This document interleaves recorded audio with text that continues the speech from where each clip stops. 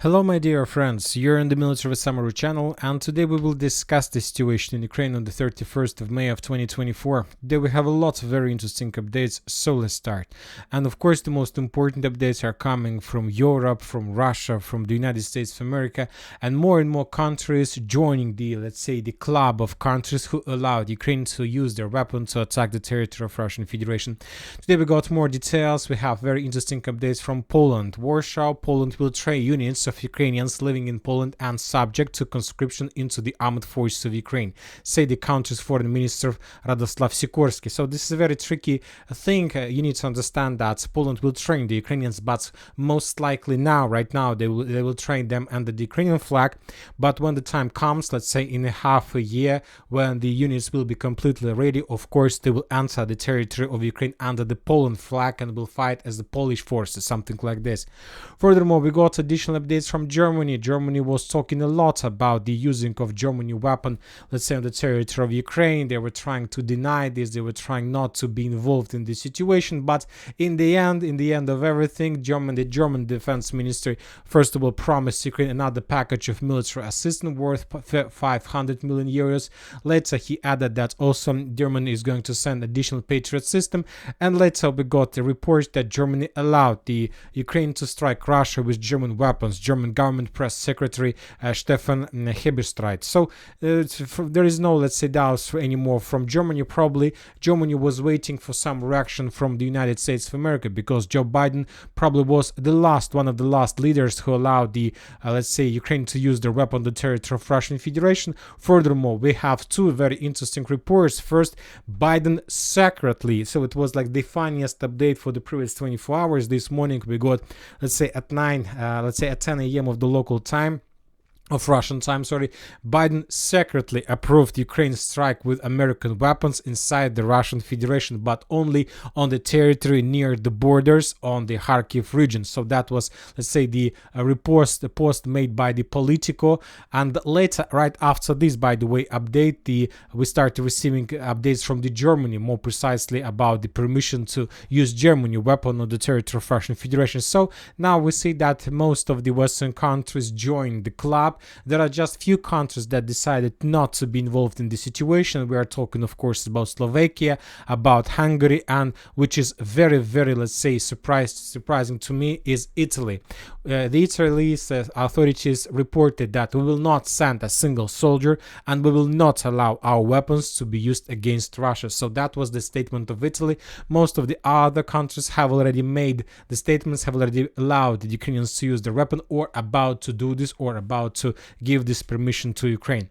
When talking about Ukraine itself, the situation is very complicated on the borderlands, but this, of course, very important. And currently, most of the world, let's say, countries, people, all of us are stick to these updates. And you see that you need to understand one important thing, that most of the countries like United States of America, Germany, Poland, United Kingdom, France, Spain, many other countries made this, let's say, decision to give this permission to Ukraine a long time ago. So it wasn't made like today by Biden secretly or something like this. It was made a long time ago. But the Western countries try to stretch the situation day by day, trying to show the Russia and Russian allies that European countries, Western countries are united, and they're working all together, and step by step they're giving this permission to Ukraine. So today is the 31st of May, and for the previous, let's say, 10 days, we've been talking just about this, how another Western country give the Ukraine permission to do this. So there is nothing special, nothing, let's say, new, because when talking about the Russians, they're doing the same.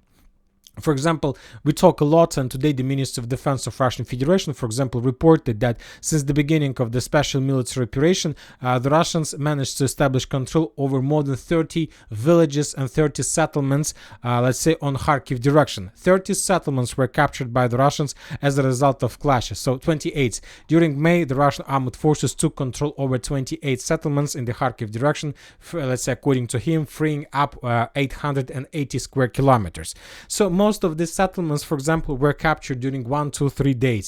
But the Russians also stretched this situation during the months, making something like a media pressure, not just on Ukraine, on people, but on the Western countries as well, trying to show that every single day another settlement is falling, and to make like an expression, an opinion that everything, that Ukrainians have such a big problem, so they won't be able to get out of this black hole. So now the Western countries are doing the same by announcing another country that joins this club that is going to attack the territory of Russian Federation. For your understanding, I would like to give you, let's say, one important statement to understand why Western countries at some point decided to give Ukrainian this permission. It's very simple. It's very simple, just for you to know. If we zoom out, we're gonna see, let's say, the territory of organization of the Security Treaty Organization, the NATO countries, Ukraine itself. Ukraine have yellow color, red color, which yellow means Ukraine control, red color means, let's say, Russian control. But to summarize everything, every single Western country thinks and considers Ukraine in the borders of 1991. And borders of 1991 means that Crimea, Zaporozhye, Kherson, Donetsk, Lugansk, all these regions are the part of Ukraine. So there are currently something like a civil war, special military operation, or whatever you call this area, but they consider these territories as the territory under Ukraine control. And when the Ukrainians were bombing Crimea, Crimean Bridge, Kherson, Melitopol, Donetsk, Lugansk, all these territories, basically, according to Western legislation, the Ukrainians were bombing their own territory. And there were no problems about this because it's Ukrainian decision to bomb their territories or not. But this time, let's say in May of 2024, the Russians began another offensive operation in direction of Kharkiv. And when talking about this direction, about this territory, the Russians started their offensive, let's call it like from old Russian territory. So it's like everybody now call old Russia and new Russia. So two different terms, and let's try to explain to you. Old Russia is the territory of Russian Federation of the borders of 1991, and new Russia is Russia with the territories that they managed to establish control over from Ukraine during the special military operation during 2014, 2015, so since the beginning of 2014. And so that basically the Russians start offensive from old Russian territory, and the Ukrainians didn't have permission to attack the territory of old Russia because Western countries didn't allow them to do this. And that was the main reason why the Russians during the first days of this offensive managed to break through the Ukrainian defense belt, to capture significant territories, to make the things that Ukrainians couldn't do during the Ukrainian attempts to attack the territory of Russian Federation in 2023 after the fall of Bakhmut, and a few months before, let's say a few months ago, when the Ukrainians were making the same. And the main reason of that is, and this is a very important thing, and the main reason of that because the Western countries didn't allow the Ukrainians to use their weapon to attack the territory of Russian Federation. So the Ukrainians didn't have possibilities to conduct, let's say, effective counter-artillery duels and many other things. For example, today, for the first time since the beginning of the Russian Kharkiv offensive operation, we got the first video from the Ukrainians how they managed to discover the first Russian artillery system, and as a result of counter-artillery duels to destroy it. So this is the first video showing us that Ukrainians start doing something in these counter-artillery duels. And this is a very important thing that I would like to share with you, with my opinion. First of all, you need to understand that Ukrainian officers on the ground, Ukrainian soldiers on the ground, they don't care whether the Western countries gave them permission, let's say allowed them to attack the territory of Russian Federation or not.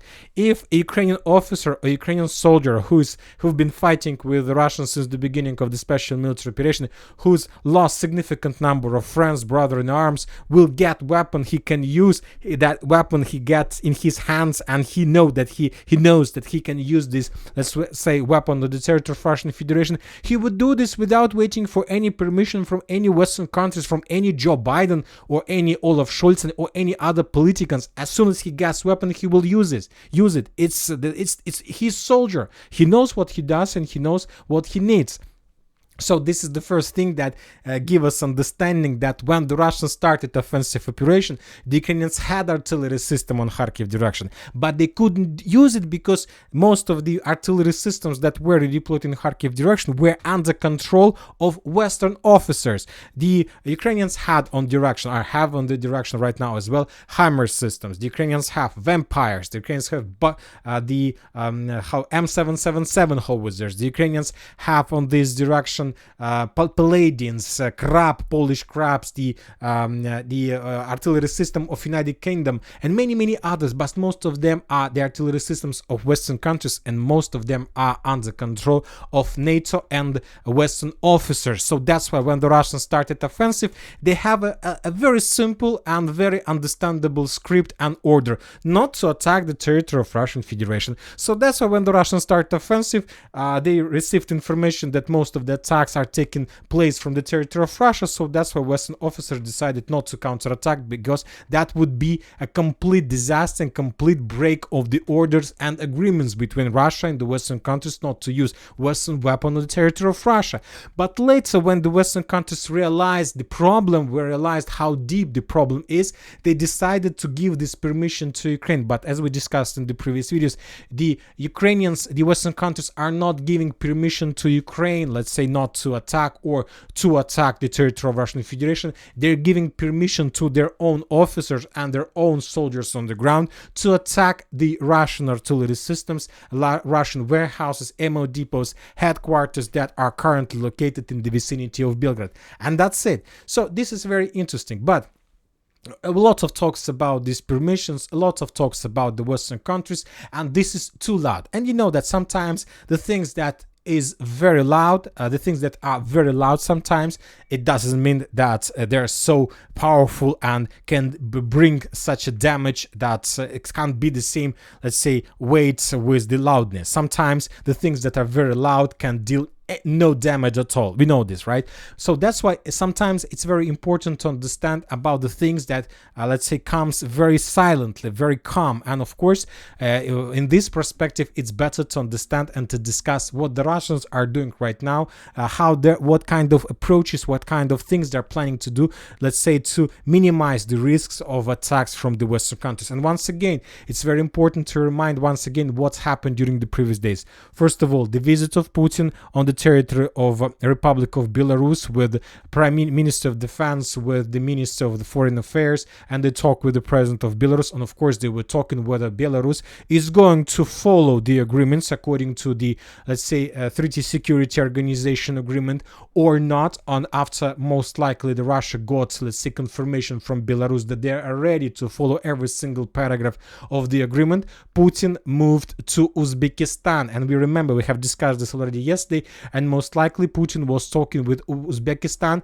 about creation of a safe road from Afghanistan to Russia, and most likely the Russians are about to start the recruitment process in this country with the purpose to recruit up to maybe 50, maybe 10, maybe 100, maybe 1 million soldiers from this area that would be sent further to the special military operation zone. And for example, today we got more additional updates about this process. As you can see, this process is very silent. As you can see, Russia don't want a lot of noise about the situation. The Minister of Defense of Russian Federation moved to Kazakhstan, to Astana.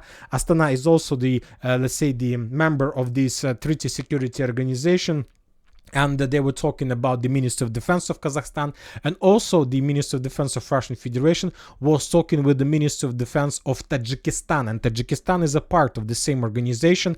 And of course, Tajikistan is the second country who has the common border with Afghanistan. So most likely the Russians are about to finish the negotiations and procedures and the model of the roads from Afghanistan to Russia, and most likely something big is going to happen during the next few days. And of course, they were talking not about, of course, the roads and many other things. One important thing I believe that you have mentioned, that after the Western countries start talking about the permissions to attack the territory of Russian Federation, we see complete reduce of any activity on the line of combat contact. We stop receiving updates about further Russian progress. Yes, there were updates about the clashes, Mesazharevka, Kupinsk, Kislovka, Satlarovka, but from day to day we're talking about the same and about additional 100 or 200 meters that the Russians managed to, let's say, capture as a result of another offensive, as a result of another attack. So nothing big, nothing huge as a battle for Cheretina or as a battle for Avdiivka or as a, let's say, breakthrough in Chasiv, nothing like that.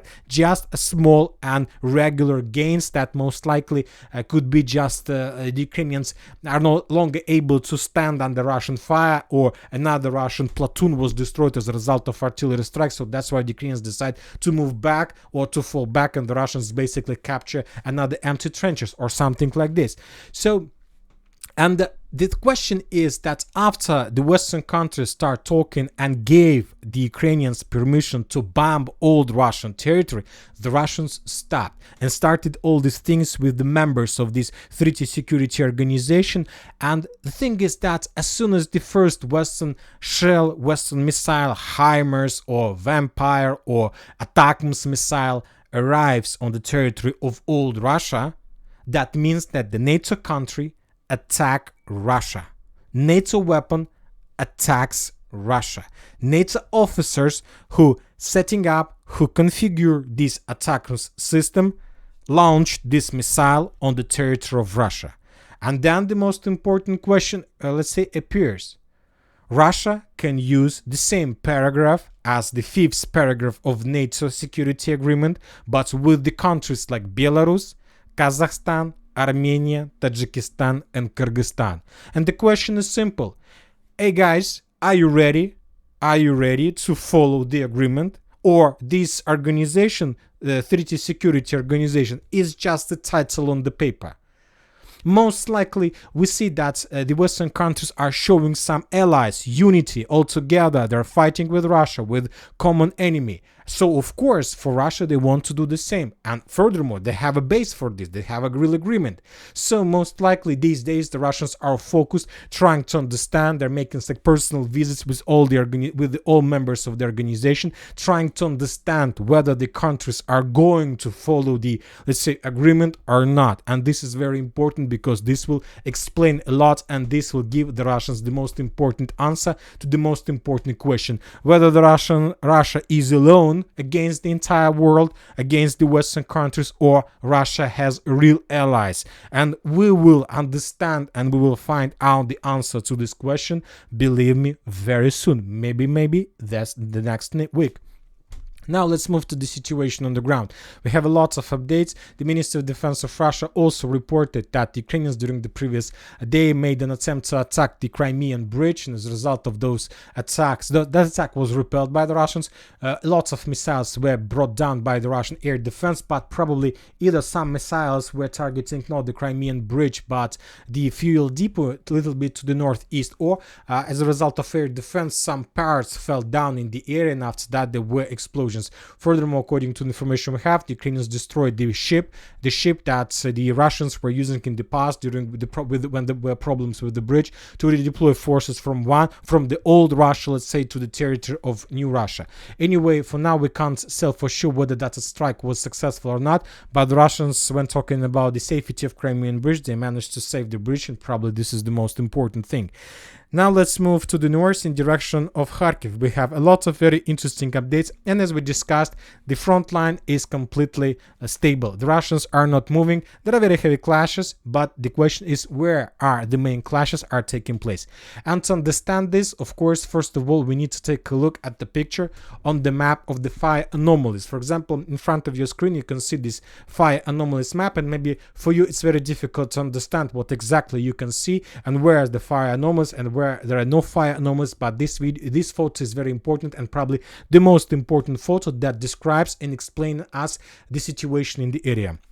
I'll try to explain to you everything, and it will give you a better understanding of the situation. There are two areas, let's say, in this. Take a look at gray zone. So gray zone with orange, let's say, points. There are two places, let's say the right part of the map and the left part of the map. The right part of the map completely corresponds to the situation between Vovchansk, let's say Rubizhnoye, and further to the south to Khatimlia. So this area is we can see on the right part of the this picture. On the left part of the picture, we can see the situations fire anomalies in the vicinity of Liptsi. And if we make conclusions based on this map, we can make a conclusion that currently there are no more clashes in the vicinity of Liptsi. The situation in Liptsi was completely stabilized either by the Russians and the Ukrainian side, and neither the Russians nor the Ukrainians are making any attempts to attack each other. There are regular artillery duels, probably artillery FPV drone strikes, regular Lancet strikes, but without any attempts to attack and to storm each other positions or something like this. But when talking about Vovchansk, we see significant number of fire anomalies, which confirms that there are very bloody clashes in this area, and maybe we haven't seen such a clashes before in any battle during the previous phases of the special military operation. But even when talking about this part of fire anomalies, as you can see, there are two, let's say, epicenters, two let's say focus area of fire anomalies. The first one is Vovchansk itself. So the clashes, of course, are taking place in the northern part. This situation completely corresponds to the video, to the map, to the photo fire anomalies, and we have no doubts about the situation. Every single day we receive more and more updates of how the Russians were bombing and pummeling the Ukrainian positions with FAB 1500, FAB 500, with total tower systems, with just artillery strikes, with aviation, with tanks, with everything. The Russians basically reducing this territory to ruins, and we can see this, let's say, on the fire anomaly map. But once again, no changes on the ground. There was a report that the Russians, in the previous update, we stated that the Russians managed to answer the citadel, but most likely that attack was also repelled and the Russians returned back on their basic positions, and after that they continue reducing this territory to ruins. But important things is coming when we start analyzing these fire anomaly maps further, and we see another fire point which is much bigger in comparison with Volchansk. It's very difficult and weird to understand how somewhere else on this direction can be more fire anomalies than in Vovchansk itself. And when talking about another fire anomaly area, we are talking about this territory. This area is covered with fire completely, and the question is, why is that? What is happening there that nobody knows? We have no reports, no geolocations, nothing. But it's very simple to understand what is happening there, and I will try to describe to you. The most important thing right now when talking about Vovchansk and why the Ukrainians are able to hold this area as long as possible is basically based on the number of reinforcements and reserves that are sending on this direction every single day. And the question is how the Ukrainians, which road the Ukrainians are using to redeploy their forces from Kharkiv, because the main Ukrainian forces are located in Kharkiv. It's very easy to hide equipment among the buildings. The Russians sometimes are not attacking the residential areas, and very easy they can use the daylights to cross through Kharkiv, to cross the streets and many other places, and to send forces somewhere to Volchansk. For example, on this video we can see how Russian discovered another Ukrainian military convoy, and as a result of Lancet strike, that military convoy was destroyed. So this is the basic and simple example. The main forces concentrated in Kharkiv, and these forces the Ukrainians are sending to Vovchansk. And now the question, what kind of roads, what kind of ways, what kind of roads the Ukrainians are using for these purposes? Basically, there are a few roads that Ukrainians can do, and of course, one of the roads is going from Kharkiv, then Chuguyev, then Pechenegi, after Pechenegi Artyomovka, then Борщево, Krylovka, from Krylovka Petropavlovka, from Petropavlovka to Белый Колодец, and from Белый Колодец further to the north in direction of Vovchansk itself. So this is the road that Ukrainians are using for deployment of forces, and the main problem is that it's too long. Just imagine yourself, the Russian drone is flying above Kharkiv, he's making reconnaissance operation, and when it's necessary, when it's needed, this convoy is destroyed by the Russian Lancet. So it's not a very big problem for the Russians to discover any movement along this road. There are, let's say, the supply shoulder is very big, so that's why it's not a very big deal for the Russians to destroy. Furthermore, just during the previous 24 hours, we got significant number of geolocations and videos confirming that the Russians managed to discover, for example, on this video, the artillery system Akatsiya, and as a result of Lancet strike, that Akatsiya system was destroyed. On this video, we can see another howitzer. This is the radar. Ukrainians hide the electronic warfare system, more precise, precisely Bukovel, but this system also was destroyed by Lancet as soon as the Russians discovered it. Furthermore, we got report that during the previous months, just during May, the Russians there were significant number of published Lancet strikes that were geolocated, and just for May, the Russians published different sources published 300 strikes against Ukraine armed forces. Targets with Lancet were published. 300 strikes, significant number, the biggest number more precisely, and if we increase the number of updates, let's say since the beginning of May, we can see all these strikes on map. Just take a look at this number. 1, 2, 3, 4, 5, 6, 7, 8, 9, 10, 11, 12, tens of 10 strikes of Lancet are taking place right exactly to the south of Vovchansk along the main supply road, and this is the biggest problem from the Ukrainian side. So the Russians destroyed already hundreds of armored vehicles, artillery systems from the Ukrainian side that Ukrainians are sending to Vovchansk with the purpose to stabilize the situation. And the question is how the Ukrainians can solve this problem, how to reduce the number of losses. And the answer is very simple. The answer is simple: to use another supply road that goes from Kharkiv, then to Kutuzovka, then Shestakova, Перемога, then Bayrak, Rubizhnoye, and from Rubizhnoye there was a bridge, as you can see, but this bridge was destroyed between Rubizhnoye and Verkhnyaya Pisarevka. But when talking about these territories, you can see the Seversky Donets River is very small, exactly in this area, very small, and there is no problem for Ukrainians in this area to build a rich network of pontoon bridges. So, for example, the width of the let's say of the river in this place is less than 200 meters. So it's nothing for pontoon bridges. The Ukrainians, during the previous phases of, let's say, clashes, operation, and since the beginning of Kharkiv offensive, created probably tens of pontoon bridges exactly in this area.